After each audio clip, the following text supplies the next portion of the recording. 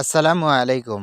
অনেকদিন পর আজকে আপনাদের সামনে একটি ভিডিও নিয়ে আসলাম। আজকে এই ভিডিওতে আমি আপনাদেরকে আমাদের সকল ফসলের আপডেটগুলো দেওয়ার চেষ্টা করব ইনশাআল্লাহ। আমার এই ইউটিউব চ্যানেলে অনেকদিন ধরে ভিডিও আপলোড করা হচ্ছে না। আমরা ব্যস্ত আছি বা আমাদের ভিডিওতে সেরকম ভিউজ হচ্ছে না বা লাইক দিচ্ছেন না আপনারা। এইজন্য আমরা ভিডিওগুলো সেরকম আপলোড করতে পারছি না।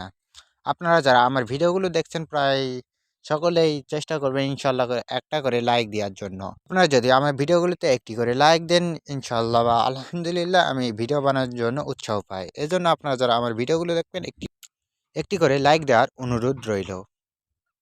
আজকের এই ভিডিওতে আমি আমাদের জমির সকল ফসলের আপডেট দেওয়ার চেষ্টা করব ইনশাল্লাহ।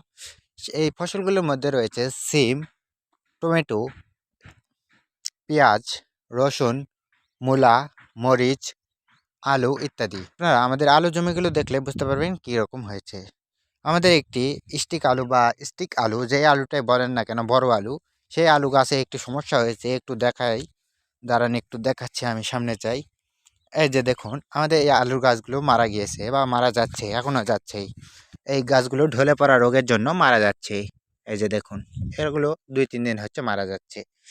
এখানের কাজ যদি আপনারা আলুগুলো আমার কাছে দেখতে চান ইনশাল্লাহ দেখানোর চেষ্টা করব যে কী রকম হয়েছে সাইজগুলো। এখন গাছগুলো তুলে ফেলছি, দেখুন কীরকম সাইজ হয়েছে। দাঁড়ান,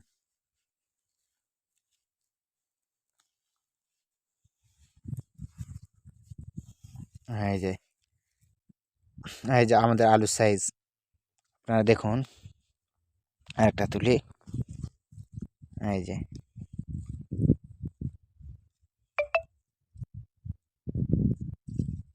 দেখুন এরকম। আপনারা তো দেখতে বুঝতে পারছেন। তো এগুলো থাক, বীজবাহিত সমস্যার জন্য আমাদের এই আলু গাছগুলো মারা যাচ্ছে। আপনাদের আর আলু আপনারা যারা আলু চাষ করেছেন তাদের কার আলু কীরকম রয়েছে অবশ্যই কমেন্ট করে জানাতে পারেন। এই আলুর বিপরীতে যদি আমি দেশি আলুগুলো দেখাই তাহলে দেখতে পারবেন যে আমাদের দেশি আলুর গাছগুলো কত সুন্দর রয়েছে।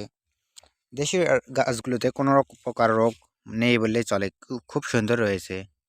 এই গাছগুলো আমরা আরও বেশ কিছুদিন রেখে তুলতে পারবো, কিন্তু আমরা স্টিক আলুগুলো সেগুলো কিছুদিনের মধ্যে তুলতে হবে। আমাদের প্রায় 10 কাঠা মাটির মতন এরকম হয়েছে। আর 25 কাঠা মাটি রয়েছে যেই স্টিক আলু লাগাইছি, সেখানে খুব সুন্দর আলু হয়েছে বা আলুর গাছগুলো সেরকম মরেনি। সেখানে আমরা 2-1 দিন আগে সেচান দিয়েছি বা সেচ দিয়েছি। এখন চলুন আমি আপনাদের অন্য ফসলগুলো দেখাই, টমেটো গাছগুলো দেখাই। একটু ধৈর্য ধরবেন, তাহলে আমি টমেটো গাছগুলো আপনাদের সামনে দেখুন। আমাদের টমেটো গাছগুলোতে ভরপুর ফুল এসেছে। আমার বাবা এগুলোকে ভালোভাবে বেঁধে দিয়েছে, দেখুন কত সুন্দর ফুল হয়েছে। আপনারা দেখলে বুঝতে পারবেন যে কত সুন্দর ফুল এসেছে। এই যে দেখুন টমেটো এসেছে। সত্যি কথা বলতে এটি আমি প্রথম টমেটো দেখলাম এবং আপনাদেরকে এই ভিডিওর মাধ্যমে দেখানোর চেষ্টা করছি ইনশাল্লাহ। এই যে টমেটো গাছগুলো, এগুলো দেখতে পাচ্ছেন আমাদের রসুন গাছগুলো দেখুন কত সুন্দর হয়েছে। এগুলো ছোট ছোট 2-1 দিন আগে মেলে দেওয়া হয়েছে। বড়গুলা যদি দেখায় আপনাদেরকে, এই যে দেখুন এগুলো হলো বড় রসুনের গাছ বা আমরা কিছু আগে লাগিয়েছিলাম, আপনাদের ভিডিওর মাধ্যমে দেখানোর চেষ্টা করেছি। এগুলো হলো আমাদের বড় রসুনের গাছ, দেখুন কত সুন্দর হয়েছে। রসুন তো দেখালাম, একটু সিমটা আপনাদেরকে দেখায় তাহলে বুঝতে পারবেন কীরকম রয়েছে। এই যে দেখুন আমাদের সিম গাছ, সিমের দেখুন খালি সিমটা দেখুন না কত সুন্দর হয়েছে। উপরে দেখুন এগুলো তো পাতা মারা গিয়েছে। এখন আপনাদেরকে একটু মরিচের গাছগুলো দেখায়, দেখুন আমাদের মরিচের গাছগুলো কীরকম হয়েছে। এই যে দেখুন মরিচের গাছগুলো সেরকম ভালো হয়েছিল না, বা আমরা মরিচের গাছগুলো অনেক দিন আগে লাগিয়েছিলাম, তবুও যা আরও হয়েছে আলহামদুলিল্লাহ। দেখুন কত সুন্দর হয়েছে। আপনারা দেখলে বুঝতে পারবেন যে গাছগুলো কি সুন্দর সবুজ রয়েছে। আজকে ভিডিওটি বেশি বড় করতে চাচ্ছি না, আজকে ভিডিওটি এই পর্যন্তই। পরবর্তী ভিডিওতে দেখা হবে ইনশাল্লাহ। আল্লাহ হাফেজ, আসসালামু আলাইকুম।